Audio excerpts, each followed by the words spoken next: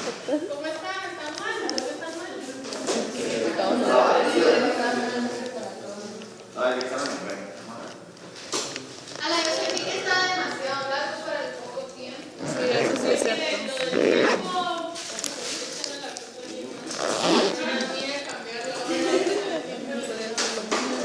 Aparte yo no sé qué piensan, Sí, pero también yo puede creo que ser. no es como buena idea tener examen el miércoles.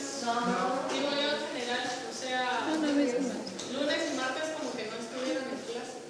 Sí. Y no solo en mi clase, sino creo que en todas, porque Anato se queja de mis exámenes y yo me quejo de los exámenes de Anato y así sucesivamente. Y hemos tenido varias reuniones donde siempre Anato para criticando yo y yo que Anato, pero es por lo mismo.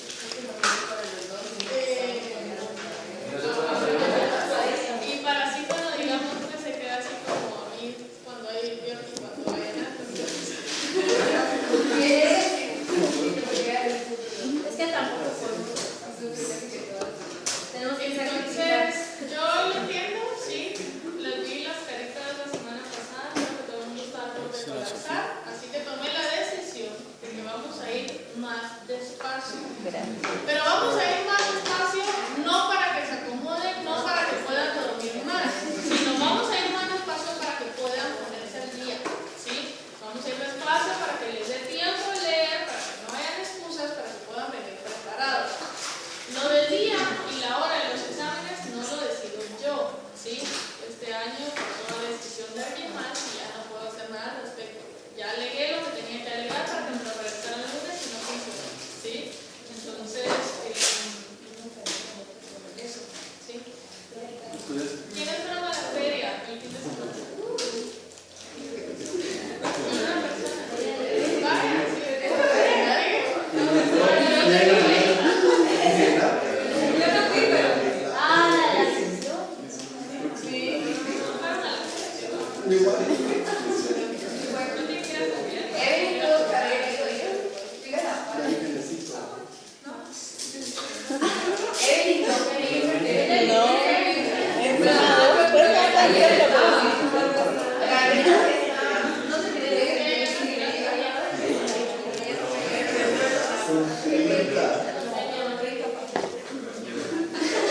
Miren, les tengo una creo buena noticia. Vamos a ver la recuperación, la ruta de salvamento, la ruta de reciclaje, que si se recuerdan habíamos dicho que eran tres cosas que eran sinónimos, ¿sí? La ruta de recuperación y la ruta de salvamento tenían como objetivo disminuir la ruta de síntesis. ¿Por qué queríamos disminuir la ruta de síntesis? Porque era muy cara, porque era energéticamente muy cara. Entonces, ¿qué queríamos hacer? Impedir que se terminara de degradar. Quiere decir que en contexto tenemos que tomar en cuenta que esta ruta de recuperación va a ser cuando la degradación ya haya empezado. Vamos a empezar a ver hoy la degradación también. Lo que quiero que vean es que empezamos degradando y en una parte de la degradación hacemos la recuperación, ¿sí? Entonces acá les puse la base nitrogenada se sigue degradando en el catabolismo y una fracción se salva mediante la conversión directa a mononucleótidos, dependiendo de la base nitrogenada que tengan. Entonces, ¿qué quiero que vean acá? Que las nucleasas van a ser las encargadas de degradar, esto forma mononucleótidos, luego pasamos a nucleósidos. ¿Cuál es la diferencia entre nucleótidos y nucleósidos? El fosfato, quiere decir que esto es un azúcar con base nitrogenada. Luego acá tenemos la degradación entre nucleósidos y las bases. ¿Qué le quitamos? El azúcar, sí, ahora me queda la base. Y si se fijan en la base, si estamos en catabolismo y la vamos a degradar, caemos a los productos de degradación. Aquí entraría el ácido úrico, por ejemplo, ¿sí? Solo para darnos una idea. De acá para acá se generó un producto de desecho. Si yo ya formé el producto de desecho, ya no me sirve, ¿sí? Se va a la basura, digamos que sería el descarte. En este caso, las bases, si se fijan, están regresando a ser mononucleótidos. Quiere decir que de bases las estoy regresando hasta acá arriba. ¿Para qué? Para que este mononucleótido pueda trifosfatarse y entrar a síntesis de ADN o ARN, dependiendo de quién sea. Si se recuerdan de aquel esquema que hicimos en el pizarrón que decíamos lo fosforilo, lo del fosforilo y esto le va dando origen a cada una de las cosas, para poder entrar a este esquema, yo necesito que la base regrese a ser mononucleótido. ¿Qué le pongo a la base para que regrese a ser un mononucleótido? Un azúcar fosfato, o sea,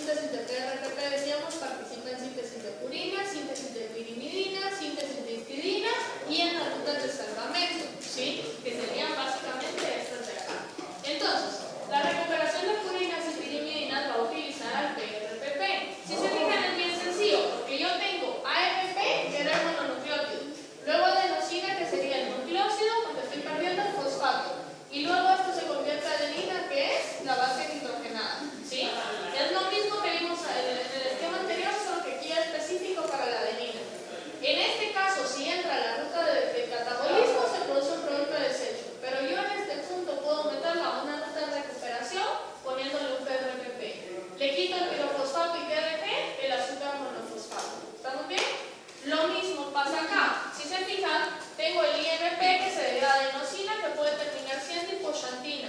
Quiere decir que la hipoxantina es, en este caso, la base nitrogenada. Este sería el nucleósido y este sería el nucleótido. Lo mismo acá, nucleótido, nucleósido y base nitrogenada. A cualquiera de los dos les pongo un PRPP y lo regreso a su forma monofosfatada. ¿Estamos bien? ¿Sí? Pero nombres de las enzimas. ¿Quién habló? ¿No? Pero el PRPP que es lo que dona. El PRPP dona la pentosa fosfato. Porque yo tengo acá, si se fijan, PRPP, que es la ribosa fosfato, la ribosa 5-fosfato y el pirofosfato que Ya, que es el que sale. Le quito el pirofosfato y me queda la ribosa fosfato. ¿Sí? Que es lo que quedaría unido. Entonces, aquí quedaría la ribosa monofosfato, que sería el MP. ¿Sí? Vale, entonces acá me interesan el nombre de estas dos enzimas, porque están asociados al síndrome de Lesch-Nyhan, por ejemplo, o al aparecimiento de gota. Entonces, nombre de las enzimas, adenina fosforribosil transferasa. Fosforribosil porque es fosforribosil pirofosfato. ¿Y qué estoy transfiriendo? El fosforribosil, que era la pentosa fosfato. ¿Sí? Igual acá. Hipoxantina, guanina, fosforribosil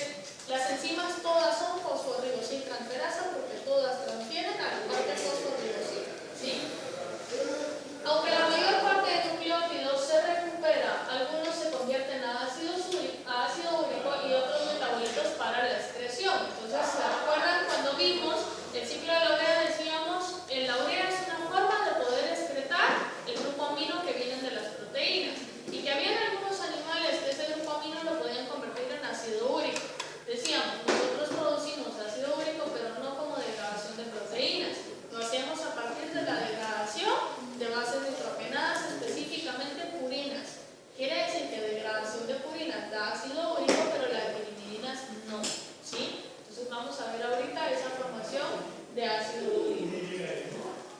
Bueno, el salvamento por PRP disminuye el catabolismo de las bases nitrogenadas. Entonces acá, recordar que este salvamento utiliza a las 2-fosforibosiltransferasas, que eran la isoxantina guanina, y a la adenina. ¿Por qué no puse el orotato fosforibosiltransferasa acá? Porque ese es de pirimidina, ¿sí? Bueno, entonces acá está, si se fijan, es un esquema similar al que hemos estado haciendo. Las estructuras son interconvertibles por fosforilación, por deshidrogenación, por hidrólisis o por fosforólisis. Me interesa que logren ubicar en qué casos vamos a ir utilizando cada una de las reacciones. De acá para acá, ¿qué hice? Una desfosforilación. De acá para acá, una desfosforilación. Luego, una hidrólisis me va a convertir al nucleótido en nucleósido. ¿Qué estoy haciendo? Quitando el grupo fosfato. ¿Cómo quito el grupo fosfato? Mediante hidrólisis. Importante que no confundan esto con la fosforólisis. Porque la fosforólisis, ¿qué me está quitando? El azúcar, ¿verdad? Una desfosforilación sería la pérdida de un grupo fosfato.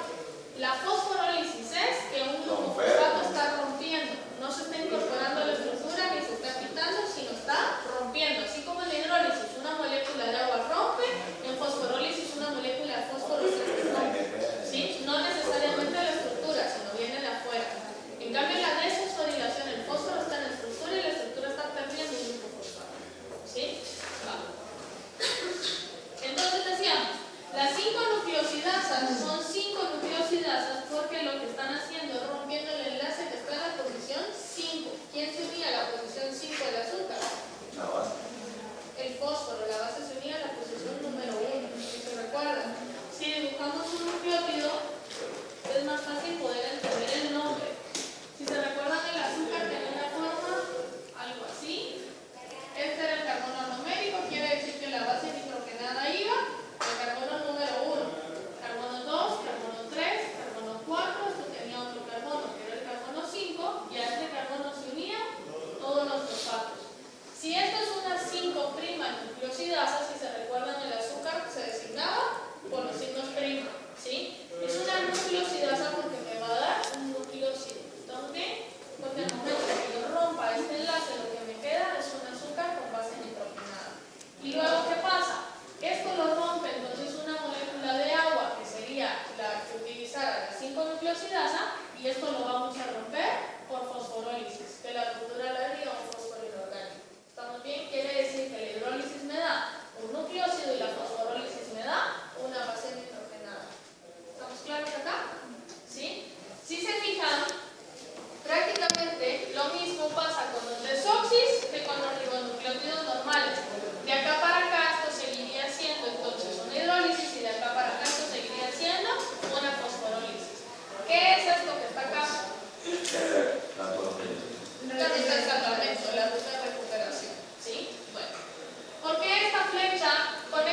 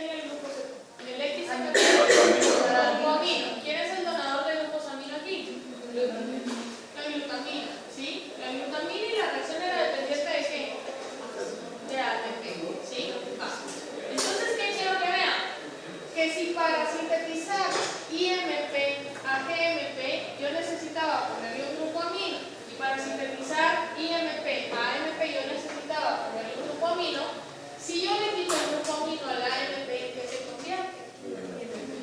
En IMP. Quiere decir que si le quito el grupo amino al nucleósido, se convierte en nucleósido que antes era del IMP. ¿Estamos bien? ¿Sí? Esta enzima es importante y es la adenosina desaminasa, mejor conocida como ADA. ¿Sí?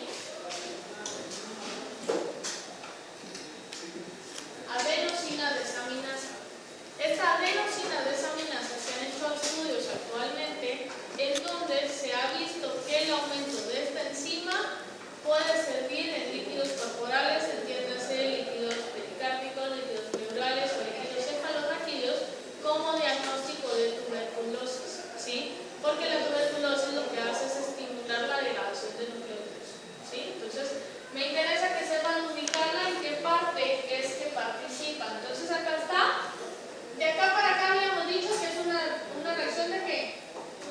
De hidrólisis, que va a liberar un fósforo inorgánico. Y luego de acá para acá una fosforólisis, que era una ruptura con fósforo inorgánico que liberaba una ribosa, ¿sí?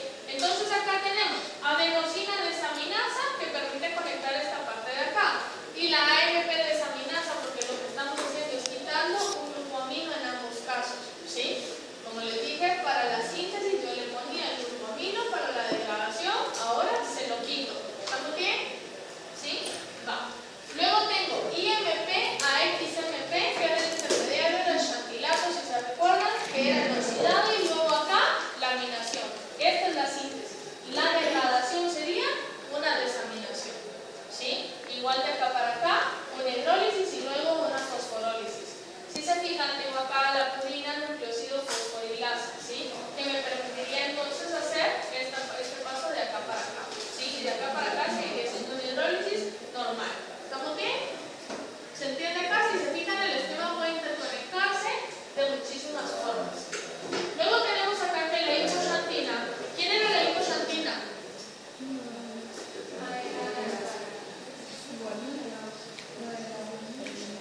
Ajá, guanina hipoxantina, ¿pero qué era la hipoxantina? Ese es el xantilato. La base de quién? La base nitrogenada del IMP, ¿sí? La hipoxantina puede degradarse a xantina por dos vías distintas. Tenemos acá que la hipoxantina puede ser agarrada por la xantina deshidrogenasa o por la xantina oxidasa.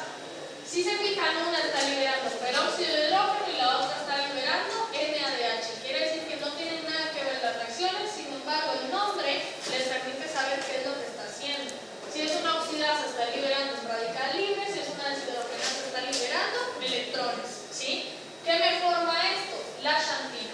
Y luego viene, si se fijan, la xantina oxidasa, que era esta misma de acá, o la xantina deshidrogenasa, que es la misma de acá, que convierte la xantina en ácido úrico, ¿sí? Quiere decir que si yo estoy degradando esto acá, yo digo ahora, este AMP regresa a IMP, este GMP regresa a IMP, este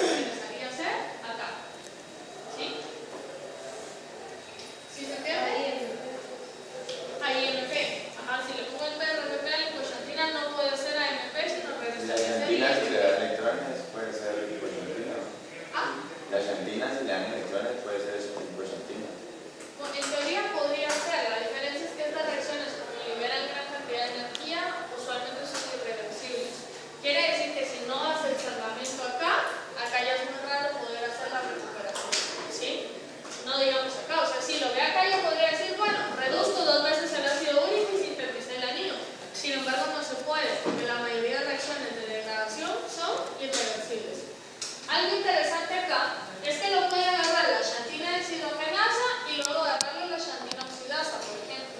O lo puede agarrar la xantina oxidasa y luego acá la deshidrogenasa. O agarrar la deshidrogenasa, oxidasa, oxidasa. ¿Estamos bien? Puede ser cualquiera de las dos. ¿Sí se entiende la degradación? Bueno, la guanina, si se fijan, hay una enzima que es la guanasa que permite hacer la conversión directa de guanina a xantina. Quiere decir que esta sería una ruta, digamos, o un atajo en cuanto a la degradación. ¿Qué está pasando? La guanina no está regresando a ser IMP, sino que la guanina directamente, en este caso, ¿qué tendría que hacer para convertir el IMP a su nucleósido? Hidrólisis. Hago una hidrólisis y pasa al nucleósido. Y luego a la base nitrogenada, una fosforólisis.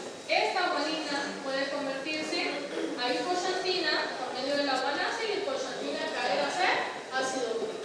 ¿Sí? ¿Estamos bien? Individuos que padecen del síndrome de Lesch-Nyhan tienen deficiencia de la hipoxantina, guanina, fosforribosiltransferasa.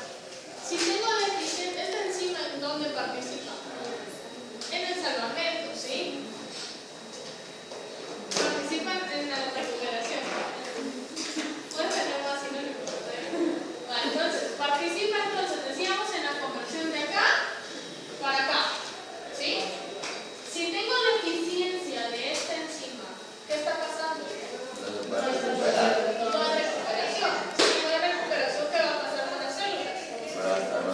Van a tener más energía porque tienen que volver a sintetizar esto con los 10 pasos. Si no pueden recuperar, ¿qué pasa con la degradación? Va a aumentar. Quiere decir que aumenta la síntesis y aumenta la degradación. ¿Estamos bien con eso? Si aumenta la degradación, ¿qué pasa con las concentraciones de ácido úrico? Van a aumentar, ¿sí? Entonces, esta deficiencia está caracterizada por retraso mental, terrestre y tendencia a automutilación. Se manifiesta aproximadamente a los 2 años. Es una enfermedad genética recesiva vinculada al cromosoma X. ¿Quiénes lo padecen? Principalmente los hombres. ¿Una mujer puede padecerlo, sí o no? Depende de la mirada. Sí podría padecerlo. Tiene que ser, en ese caso, tendría que tener a los 2 cromosomas dañados para que pueda expresarse. ¿Sí?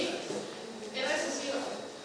Entonces acá, quiero que vean que en el caso del síndrome Lesch-Nyhan no hay deficiencia de enzima, pero es una deficiencia genética. Y la deficiencia usualmente, no sé si se los puse por acá, la deficiencia usualmente es menor al 1%, ¿sí? De la actividad. Quiere decir que la enzima está deficiente en un 99%.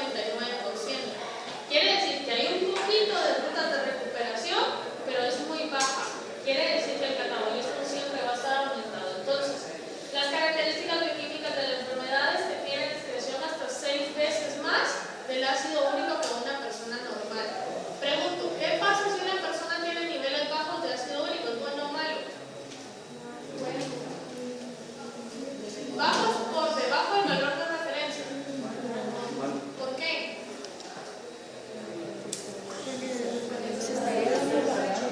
El ácido úrico es un producto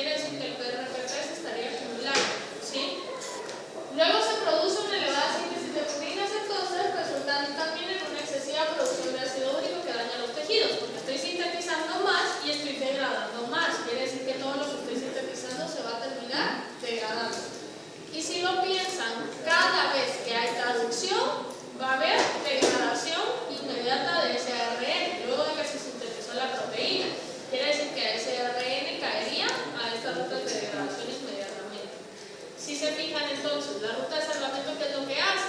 Si yo estoy transcribiendo genes constantemente, independientemente de quién sea, todo el tiempo yo estoy utilizando ribonucleótidos, ¿sí? Para el proceso de traducción. Traduzco la proteína, ¿qué hago con el ARN mensajero después? Lo degrado. ¿Lo degrado a qué? A nucleótidos. Luego los nucleótidos a nucleósidos, los nucleósidos a bases, y en ese momento debo recuperarlos, para que tal vez en ese momento ya se está transcribiendo otro gen diferente, por ejemplo. ¿Sí se entiende la idea? Quiere decir que en ese caso, si yo sigo con la ruta de transcripción, traducción normal, y yo no tengo la ruta de salvamento, estoy degradando, pero mis demandas siguen encendidas. Quiere decir que voy a tener síntesis seguida de degradación. Entonces aumenta la síntesis y aumenta la degradación. ¿Estamos bien? ¿Sí? ¿Todos? ¿Sí? ¿Sí?